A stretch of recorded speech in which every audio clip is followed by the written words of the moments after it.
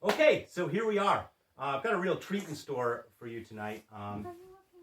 This is my mom and dad, and after the the classes. We really gotta stop.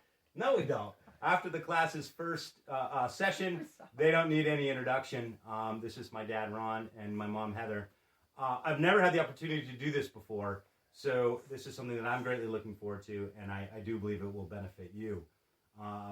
So we're going to try our hand at kind of a podcast, and I know that the combined amount of experience and intellect that's here is wild, to say the least. So I hope you enjoy this. I know that when I first, and I've already got it from you guys, when I first, the first day of class, everybody comes to class and they ask me, what can I buy? What do I need for this class? And it's a fair question. Similar to something you've experienced? People do it all the time. What can I buy? And again, that's not to knock anybody, but it's really antithetical to the philosophy of the class. This class is about doing with as little as possible, as opposed to what we see in the front country, which is one's ability. We pretty much consistently have the ability in the Western world, in this country, to buy our way out of just about any and every situation.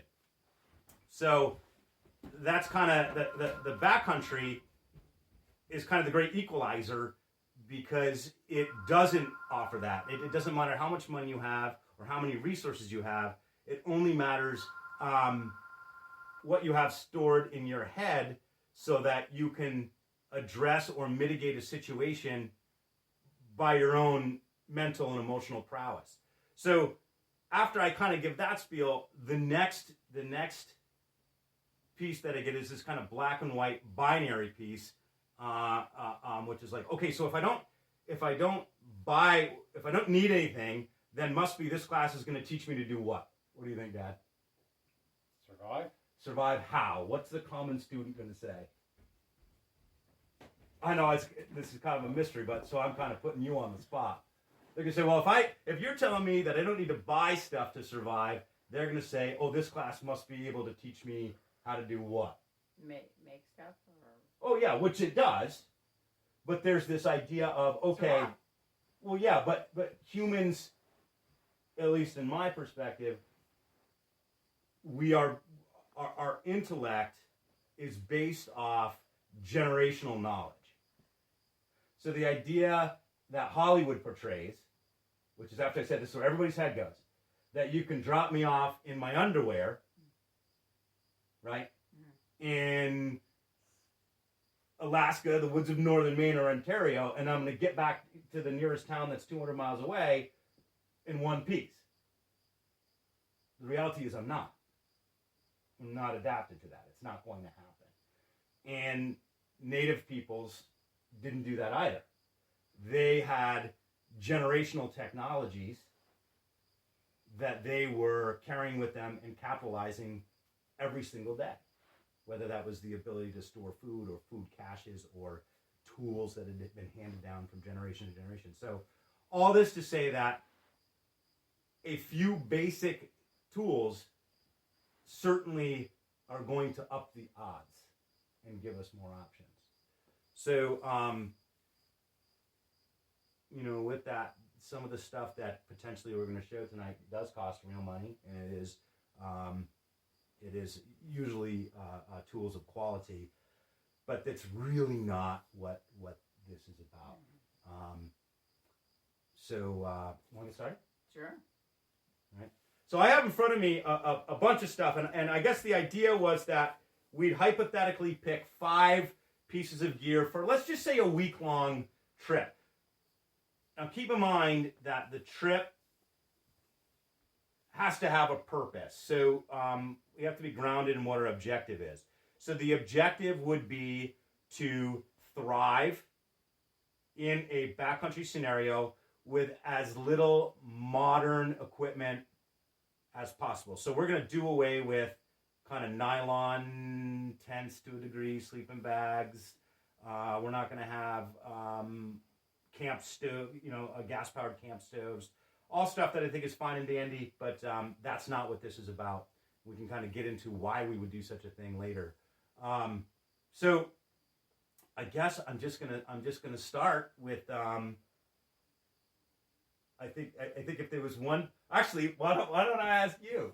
I gotta get you doing something here. Okay, ask me a question. So for me, of all the stuff here, what's the one that defines primitive survival skills to me as my father? Which one are you gonna pick? I bet you picked the right one. Look close. Well, I mean, I guess there's a lot of ways of different, to look at this. But if it was me, Yeah. and not, just any general person out there, I'd definitely go with an axe. Yep. That would be, the first tool I would choose, in what you have there, and in so saying, I'm talking about temperate to Arctic type of country. Obviously, if I was down in tropical country, I'd probably take a machete over an axe. Mm-hmm. But anywhere north of that, I would definitely pick an axe. My time in the bush has been spent everywhere from tropical all the way up to Arctic, minus desert. Really haven't done a lot of desert stuff. But an axe would definitely be my first pick. Very important tool. And, people think, you go pick an axe and I'm all set. Well, that's not the way it works. When people first start using tools, my first question is with them is, well, do you know how to use it? And most of the time, my answer is, oh yeah, I know how to use an axe, or I know how to use a knife. And then you get a little more detailed about that. You say, well, when's the last time you built something with an axe or a knife? When's the last time you built something?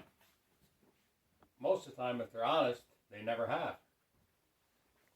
They've chopped a little wood, or but they haven't done it. And I've trained civilians and military both, and without fail, when people first start using tools like axes, they hurt themselves. So we see this in this class, which unfortunately these students are not going to be able to experience it in person, but we see it that first night of class when I bring out the edge of tools, every single class. And it's especially young men. Yep. Who I think believe they come out of the womb with an axe in one hand and a knife in the other. They just inherently know how to use it. And we've actually had some pretty serious injuries. We've had people put axes right into their shin. We've had people slam their hand down on blade side up knives, cutting themselves right to the bone. And I'm not gonna remember one guy in the class. I don't remember his name now, but he had this big crazy blonde fro.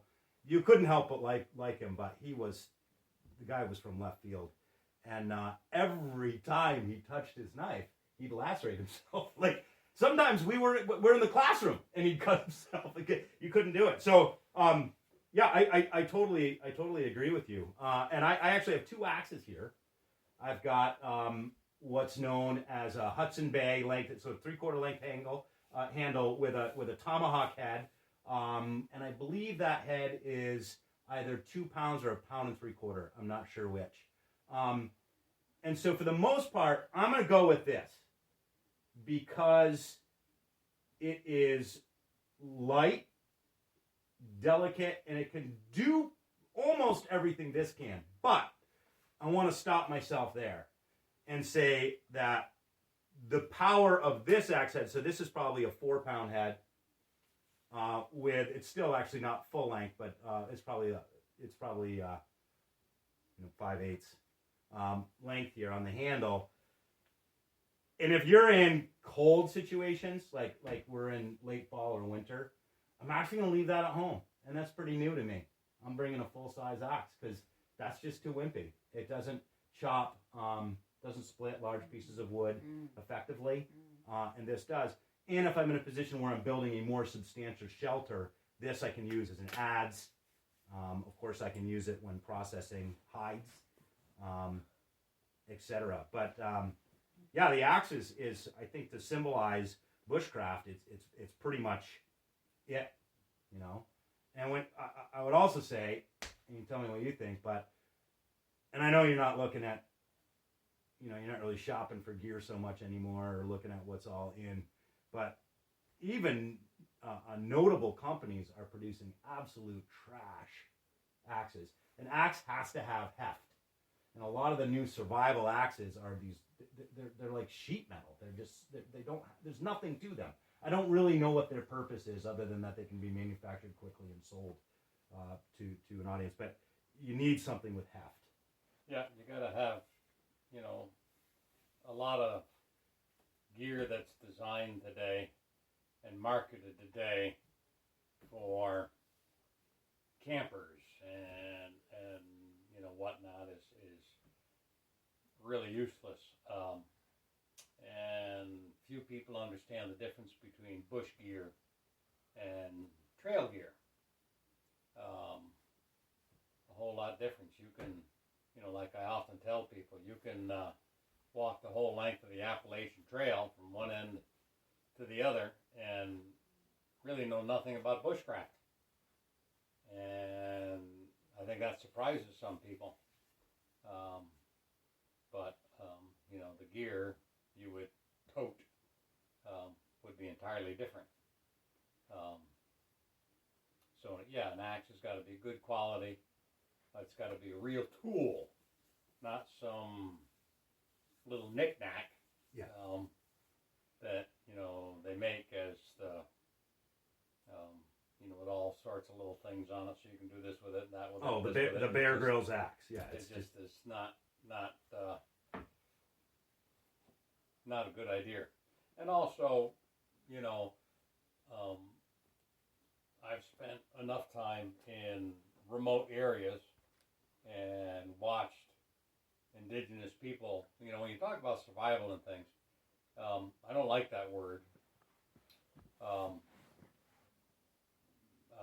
Like Josh had said earlier, it invokes the idea of a crisis. But, you know, indigenous people that are traveling in the bush are not always in crisis. They're just living there. And so when you look at what they use, you know, it certainly is going to give you a hint. And, you know, most of the stuff that people would take on a camping trip, Americans would take on a camping trip, they would absolutely laugh at. And for good reason, but that's a whole nother story. So I know we got to move along, and we can go on and on and on, but I just thought I'd recommend some axes to you. For this class, I'd probably go with the Hudson Bay axe, a 3/4 length axe, and I do like the tomahawk design.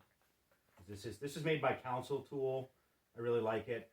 There's also a company out of Sweden that's called. Actually, there's a lot of them. A lot of steel tools from Sweden are basically the cream of the crop.